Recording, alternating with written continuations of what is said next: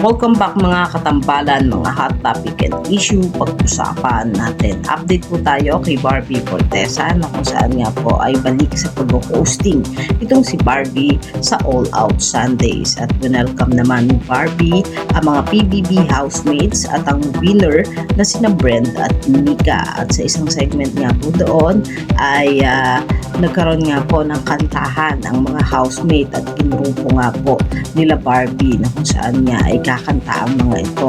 Nakipagkulitan nga itong sila Barbie doon sa mga PBB housemate at syempre kinongratulate nga po ang big winner na sina Brent at Mika. Makikita nga po na talagang nag-enjoy itong si Barbie sa pag-host niya sa It's Showtime at makikita naman kay Barbie ang galing nito sa pag-host. At bago pa man po ang pag-hosting itong si Barbie sa All Out Sundays ay nag-post naman itong si Barbie at ang kaibigan nito at stylist na si Janra sa kanilang social media account nung naging outfit itong si Barbie bago pa man ang All Out Sundays. Makikita naman na napakaganda talaga ng isang Barbie Fortesa sa kanyang suot at talagang lutang na lutang ang kagandahan nito at may ilang mga pictures nga sila na sinare sa kanilang social media account na talaga namang aurang-aura itong si Barbie at lutang na lutang ang kagandahan nito sa kahit na anumang kanyang suoting damit.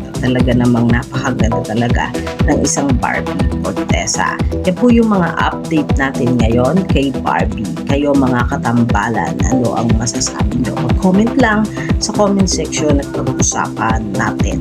Yan ang mga hot topic and issue dito lamang sa Tambalang GK.